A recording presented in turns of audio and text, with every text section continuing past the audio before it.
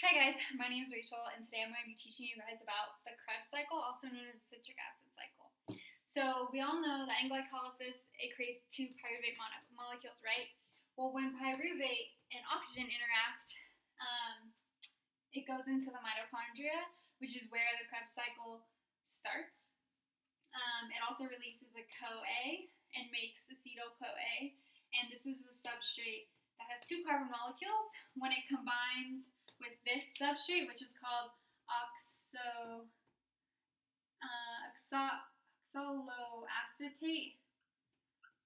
it forms citrate.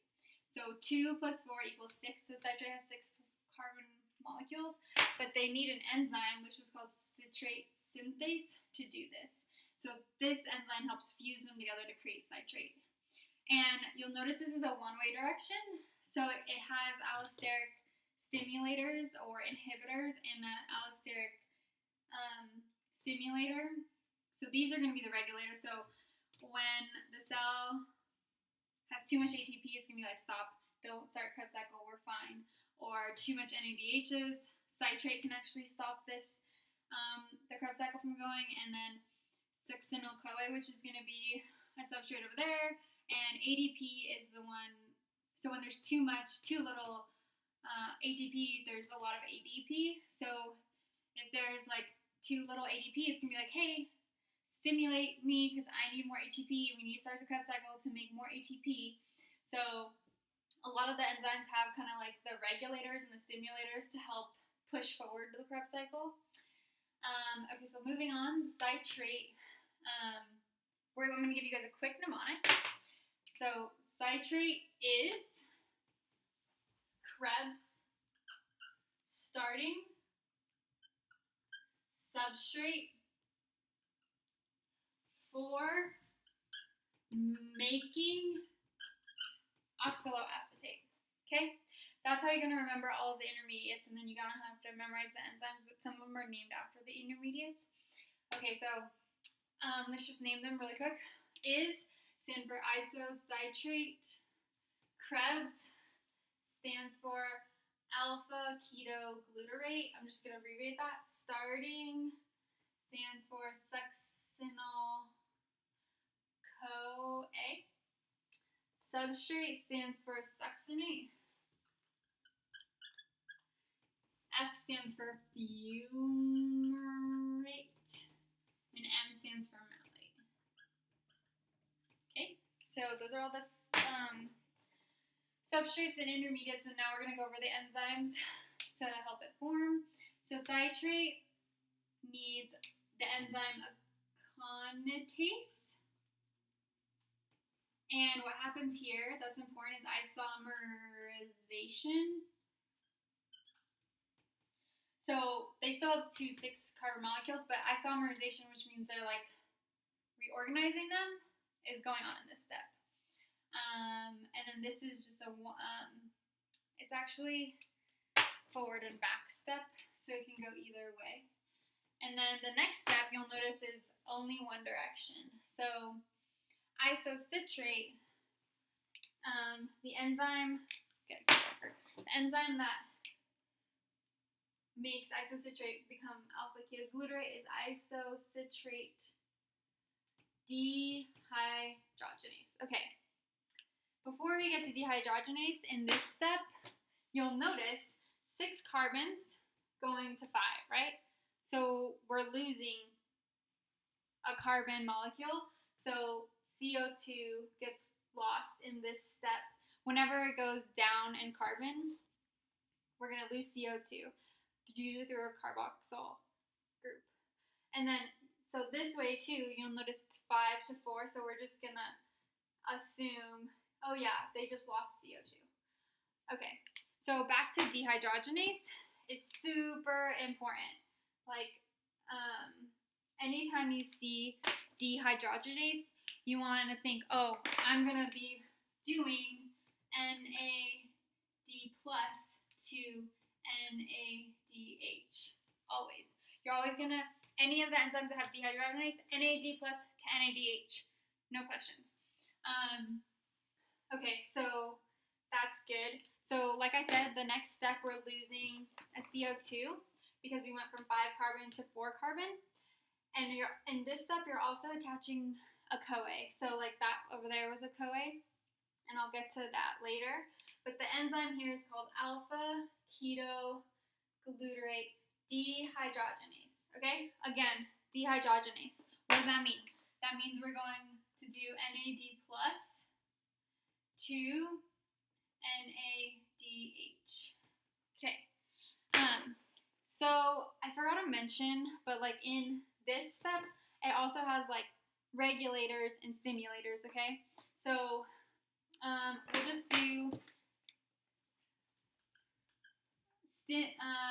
regulators in this step are ATP and ADP, and then the stimulator is going to be calcium.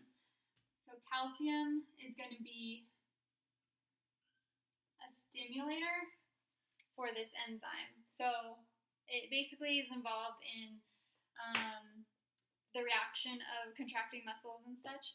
But basically these are going to be the regulators, this is going to be the stimulators of this enzyme. And then over here, the stimulator is going to be succinyl-CoA is going to stimulate this and be like, oh, whoa, I have too much, stop making me. Or I don't have enough, stop making me. And then I don't remember what the inhibitors are of this one, but that's calcium is actually another stimulator of this one too. Calcium and actually I think succinyl-CoA is actually, an inhibitor, and I kind of said it that way, but so it's gonna be like, I have too much, stop making me. So, and then calcium is gonna be like, oh, you need to start making more in this step. And then, so this step, a lot going on. Dehydrogenase NAD plus to NADH, and also adding a CoA, getting rid of a CO2. Cool. Next step, this enzyme is going to be called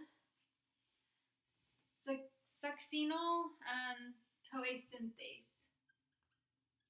CoA synthase. Cool. So,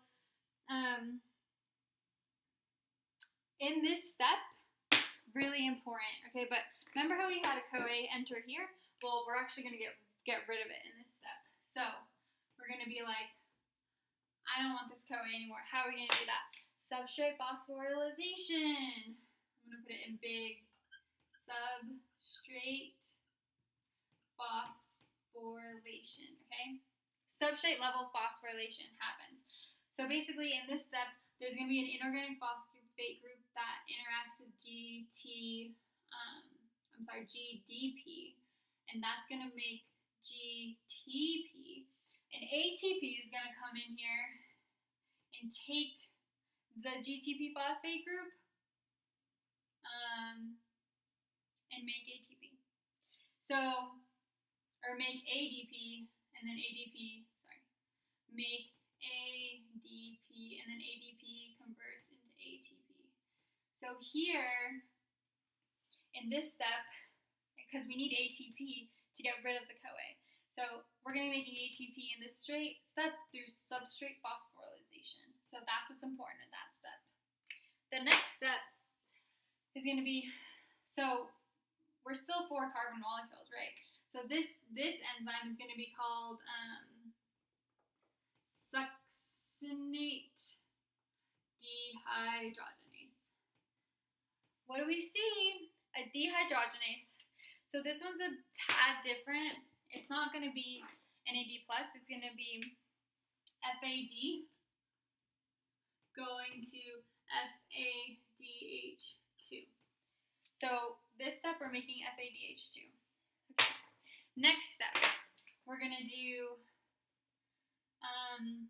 it's called fumarase. Nothing really important, in my opinion, goes on in this step. You just need to remember, to get to fumarate malate, use fumarase enzyme. And then finally, malate. This is going to be malate dehydrogenase, right? So when we see dehydrogenase, this one's just going to be back to NAD+, going to NADH. So NADH is created here. And then this one does have like stimulators and inhibitors, but I can't really go into that much detail because the video is not supposed to be this long. But so just to brief overcap, you're going to be using acetylcholine, acetoacetate, using citrate synthase to make citrate. And then you're going to be using conatase to move on to the next step, isocitrate. And then like you're just going to keep going, and these enzymes are important, and they're the regulators whether you're going to keep going or not. We're just going to kind of go over the last part is going to be how many CO2, NADHs, FADH, and ATPs created in the Krebs cycle. So CO2, it's important to know that we have two terms, so everything is going to be multiplied by 2. So we took out a CO2 here and a CO2 here, but we're doing 2 turns, so that's 4 CO2s. NADHs was here, here, and here. So that's 3 times 2 is 6. And then FADHs, we had 1 down here. That's going to be 2. And then we did make ATP. So in the substrate phosphorylation step, remember? So we're going to be making 2 ATPs. All right. Sorry this video was a bit long, but I kind of couldn't make it any shorter. Otherwise, I don't think it would have been useful. But thanks.